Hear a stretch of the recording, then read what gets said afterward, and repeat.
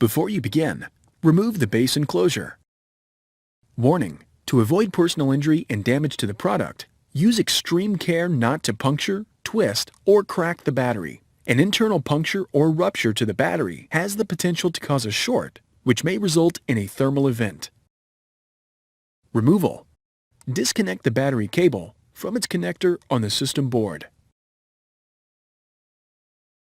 Remove the 4 5mm P1 Phillips head screws that secure the battery to the top cover. While supporting the battery with both hands, lift the battery off of the alignment pins on the top cover and remove. Replacement: while supporting the battery with both hands, place the battery onto the alignment pins on the top cover. Replace the 4 5mm P1 Phillips head screws that secure the battery to the top cover. Connect the battery cable into its connector on the system board.